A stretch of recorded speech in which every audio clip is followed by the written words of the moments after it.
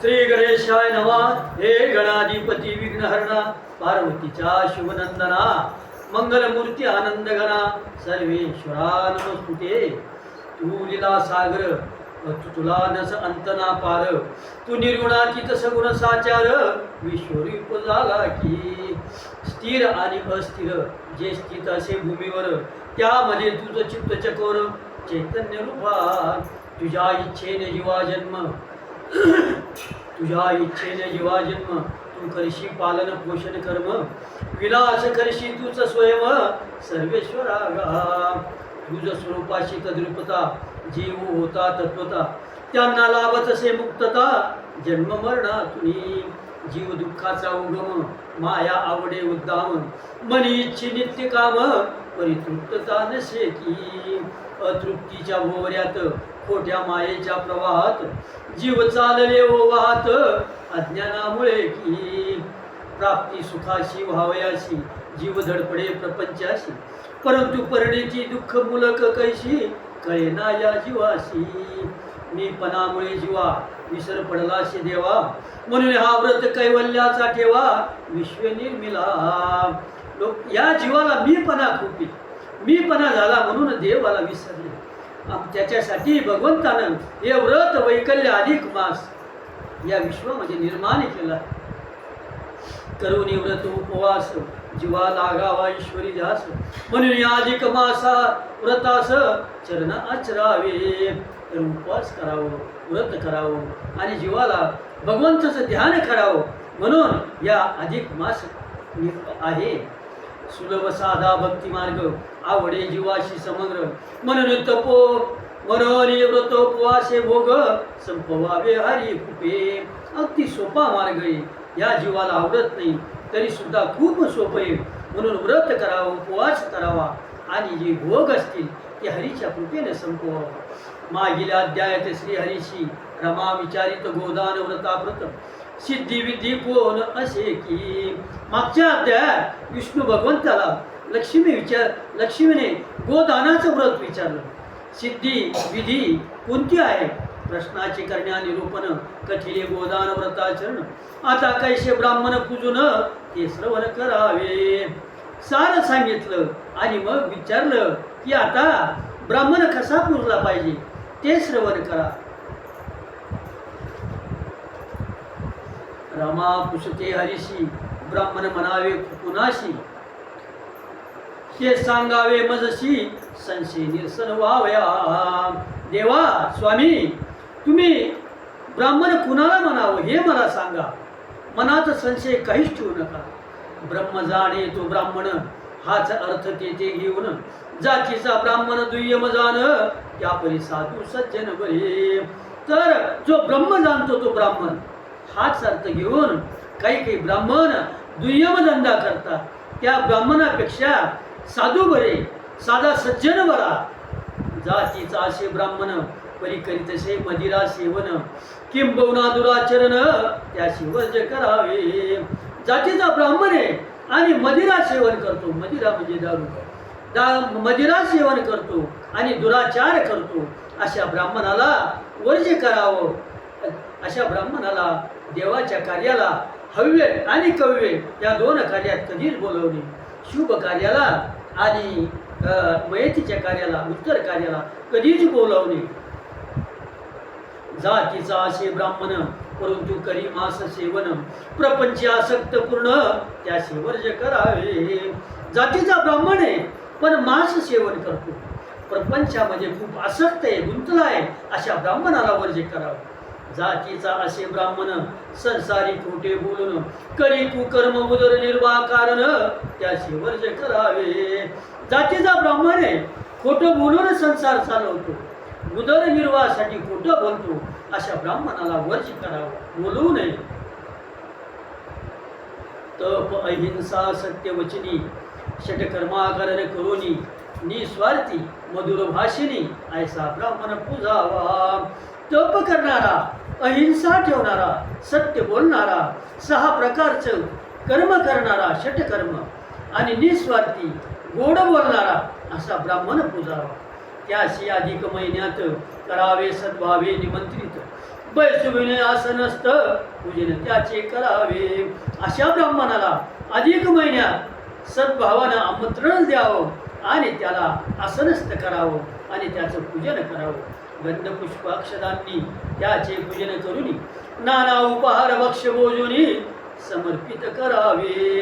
गंधपुष्प अक्षदांनी त्याचे पूजन करावं आणि नाना प्रकारचा उपहार जेवणात द्यावा आणि सर्व लक्षणयुक्त सर्व शास्त्र पारंगत सदाचरणी सद्भक्त ऐसा सज्जन पूजावा.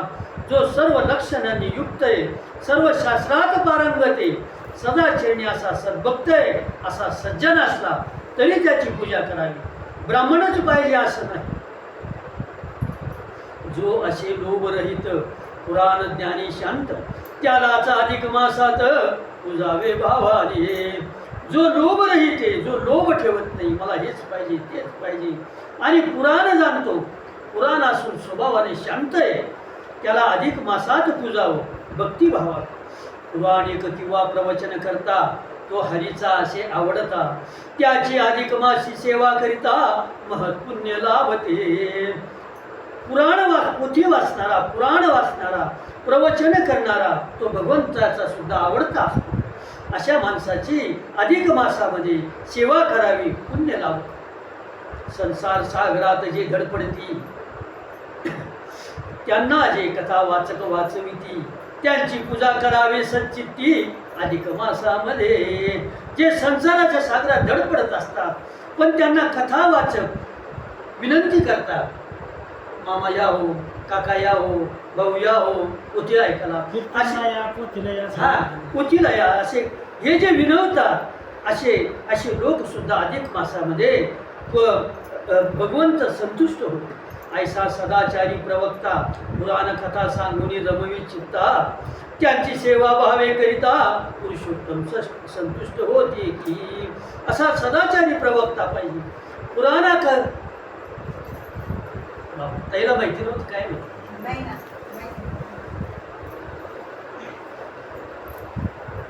पुराण कथा सांगून साऱ्या लोकांचं मन रमवतो, त्याची सेवा केली तरी पुरुषोत्तम संतुष्ट होतो. अधिक मासात एक पुराणज्ञ पूजता सेवक, पुरुषोत्तमाशी हरिक वाटत से बहुकी. आषाढ मासात एक पुराणिक जरी पूजला तरी पुरुषोत्तमाला आनंद वाटतो. हरिक म्हणजे आनंद वाटतो. अधिक मासाचे कथन नित्य नेमे करती जे जन, श्री हरी रुक्मिणी सह वर्तमान सर्व तीर्थे येती की. अधिक मासामध्ये जो दररोज नित्यनेम श्रवण करतो पोथी पुराण, तर ते हरी रुक्मिणीसह त्याच्या घरी रममान होतात. पुराणिक कथा वाचक सुपात्र भक्ती उपजे ज्या काही ज्याविषयी सर्वत्र स्वर्ग मृत्यू पाताळ त्रयत्र उद्धरून जाता की. तर पुराणिक कथा वाचक हा सुपात्र पाहिजे. सुपात्र पाहिजे म्हणजे माळकरी पाहिजे, त्याला समजलं पाहिजे. नाकाविना मोती अर्थाविना पोथी वाचू नये. तर अशा माणसाला जर पूजन केलं तर स्वर्ग मृत्यू पाताळ त्रयत्र एवढं केल्याचं पुण्य त्याला भेटतं. वेदवेत्ता द्विज पात्र न्यून तपिळ तो ही स्वल्पची असून ऐसे एकांगी विद्वान बहु असती पृथ्वीवरी. वेद जाणणारे, द्विज पात्र जाणणारे, तपी तो स्वल्प का असेना, लोकांना ओळख नाही असा जर विद्वान असला तर त्याची पूजा करावी. किंबहुना तपाचरणी सत्यनिष्ठ आध्यात्मिक सर्वश्रेष्ठ त्रिलोकी तोची वरिष्ठ सुपात्र असे जो तप करतो, सत्य बोलतो, निष्ठेने राहतो, आध्यात्मिक सर्वश्रेष्ठ करतो असा माणूस त्रिलोकी वरिष्ठ ठरतो, सुपात्र ठरतो. सुपत्र म्हणजे चांगली पात्रता. अविद्या तपोहिनाशी पूजावे, विकल्प नरकी बुडावे, शतवर्षे पिडाग्रस्त व्हावे, महारोगी होवली. ज्याला काहीच कळत नाही, भगवे कपडे घालून फिरतो, अशा माणसाची जर पूजन केलं तर नरकात बुडावं लागतं, शतवर्ष पिडाग्रस्त होतो, महारोगी होतो. म्हणून वेदशास्त्र जाणता जे साधक असे तत्वता, त्याशी ब्राह्मण म्हणून पूजता शतजन्म उद्धरती हो. म्हणून ज्याला शास्त्र कळतं, वेदशास्त्र कळतं, असा जो साधक त्याला तो सर्वसाधारण असला तरी त्याला ब्राह्मणाची उपमा देऊन पूजन करावं, तरी आपले शतजन्मीचे उद्धरण होते. जयाचे संतुष्ट नाही म्हणी तो नेहमी पीडाग्रस्त होऊन पुण्य नष्ट होती ज्याच्या पूजनाने श्रोते सज्जन हो. ज्याचं मन कधीच संतुष्ट नाही, सतत दुःखी, तो नेहमी पीडाग्रस्त होतो. आणि जो सतत दुःखी असतो त्याचं आहे ते पुण्य नष्ट होतं. म्हणून निरीच्छक असून ज्याचे तृप्त झाले मन ऐसा वेदशास्त्र संपन्न विप्र पूजावा.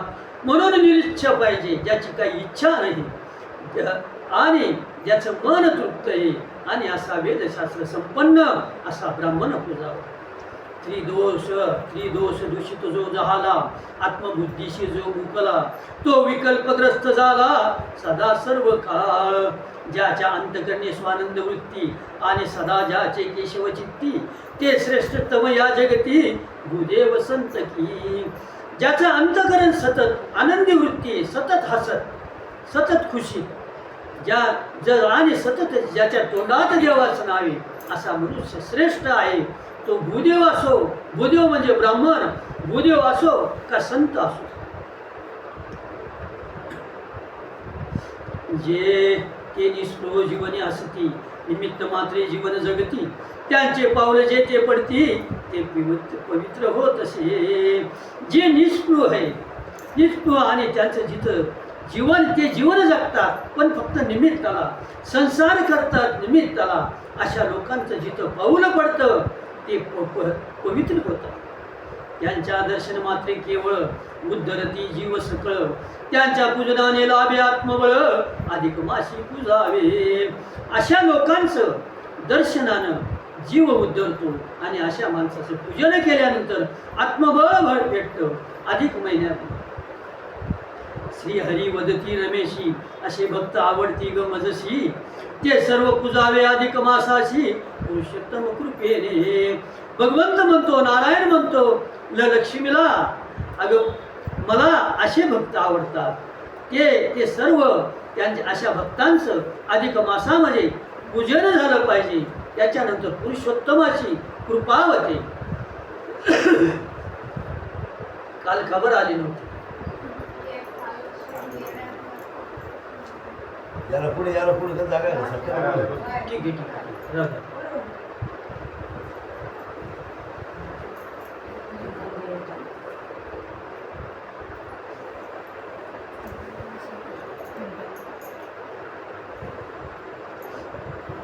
आज विष्णू लक्ष्मीला म्हणतो, काय सांगू ग जीव लगे ऐसा पूजिता विप्रवर्य माझी जर स्वयंपूजा होय अधिक मासामध्ये.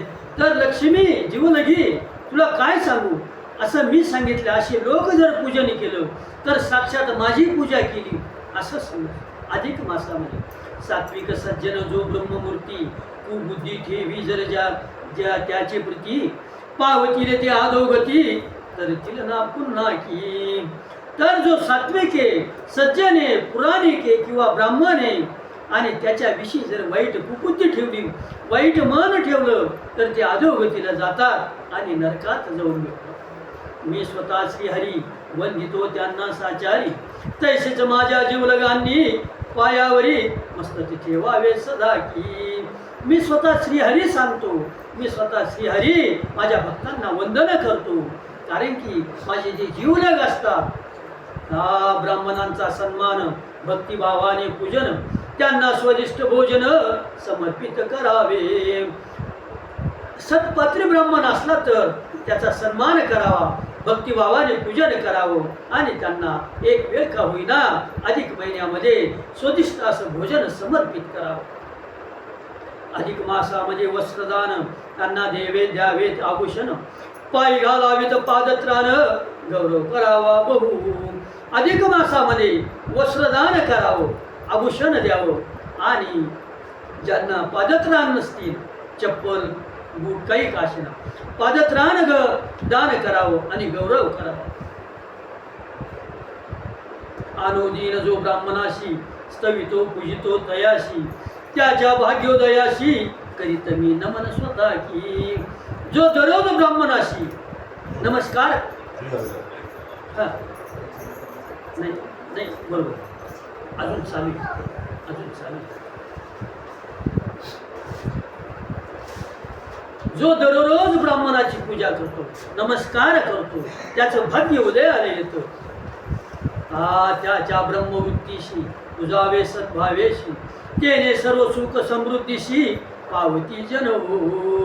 जो ब्राह्मणाला पुजतो म्हणजे ब्रह्मदेवाला पुजतो किंवा नारायणाला पुजतो पण ब्राह्मण तसा पाहिजे.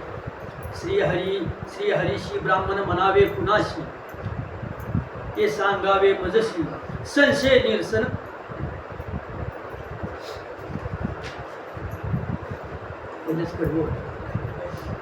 ब्रह्मत्वाशी देखुनी जे विकल्पती म्हणी ते रौरवात पडूनी कुंभपाकी सडतील. जे सात्विक माणसाला भाविक माणसाला मालकरी माणसाला ब्राह्मणाला पाहून जे मनात विकल्प ठेवतात किंवा वाईट बोलतात त्यांना कानातिर्प बोलतात असे लोक रौरव म्हणजे नरकामध्ये किंवा कुंभीपाकी जाऊन सडतात.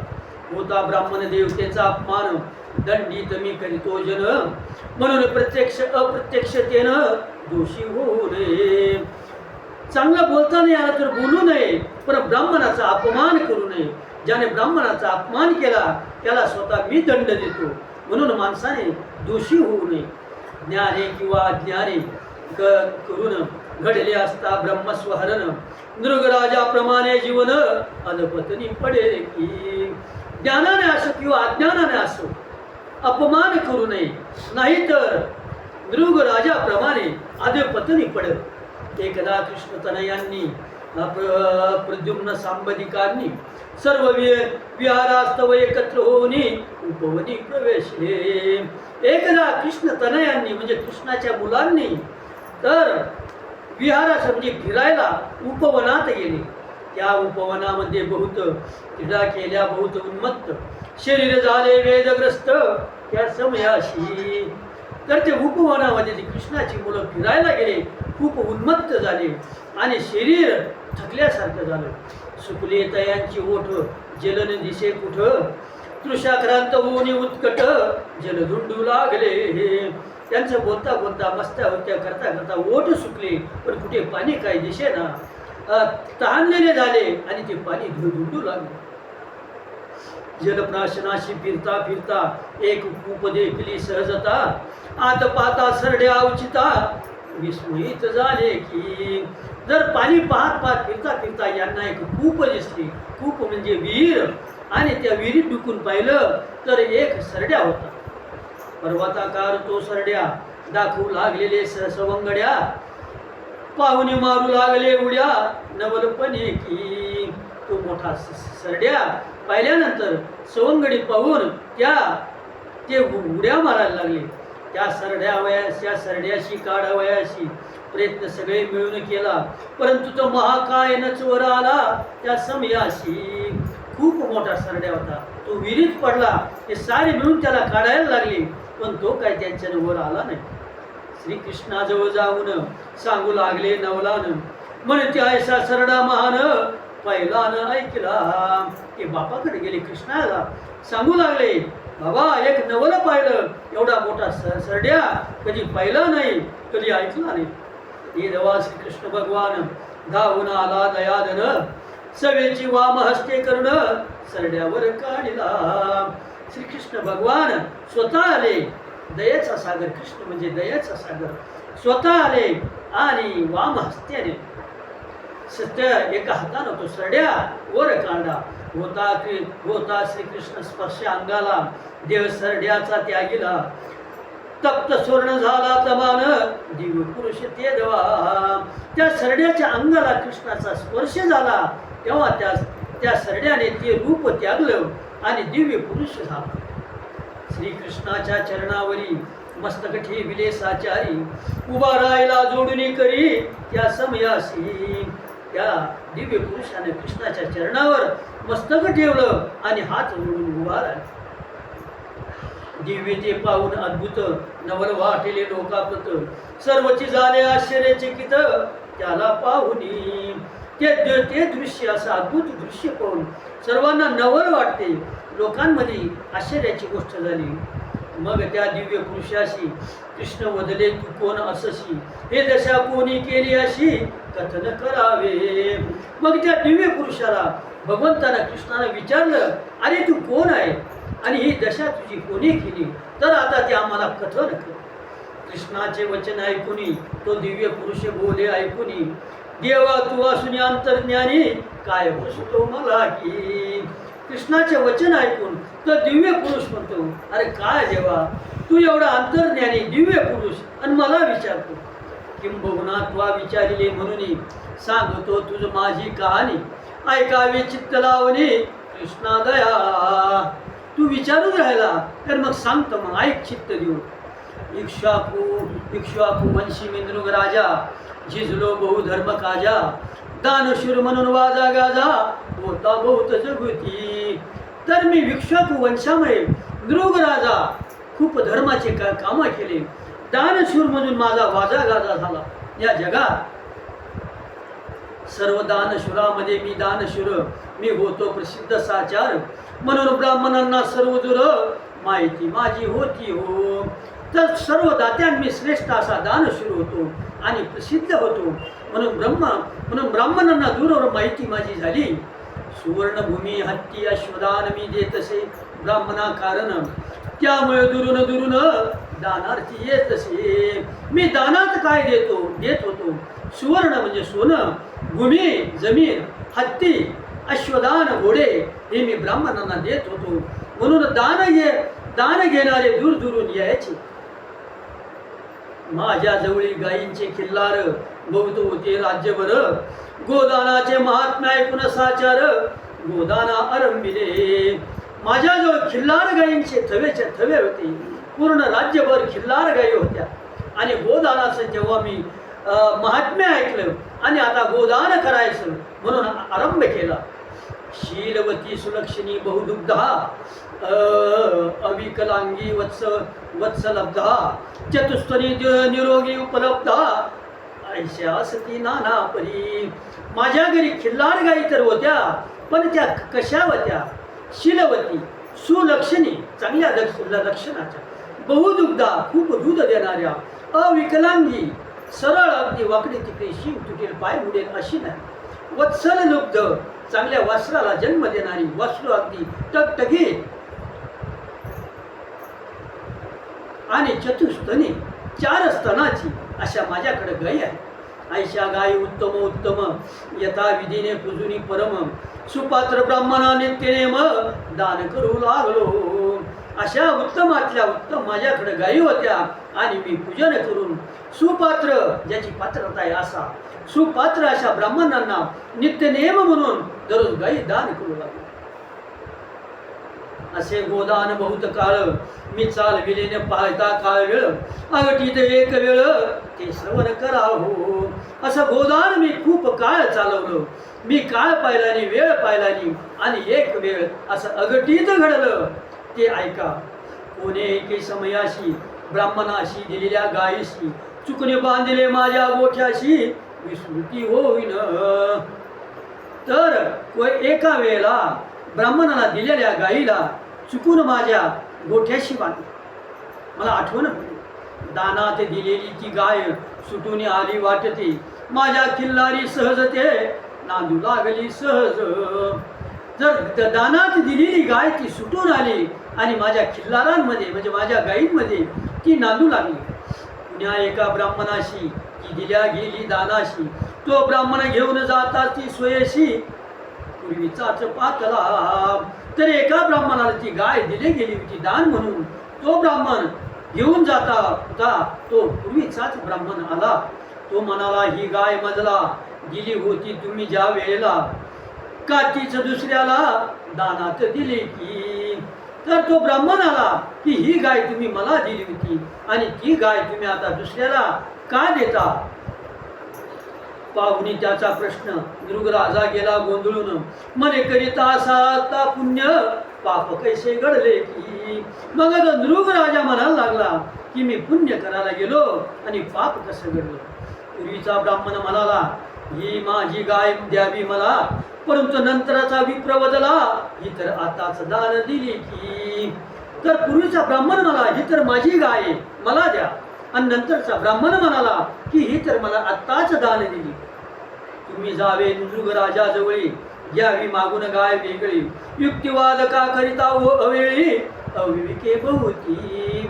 त्या दोघं ब्राह्मणांचं भांडण चालता चालता एक म्हणाला की तुम्ही राजाजवळ जा आणि दुसरी गाय मागून घ्या.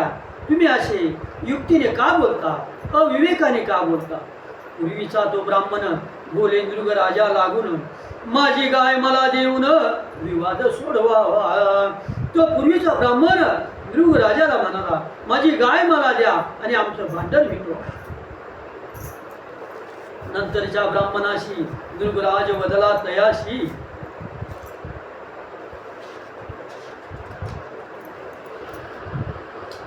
ही गाय पूर्वी दानाशी दिल्या गेली होती.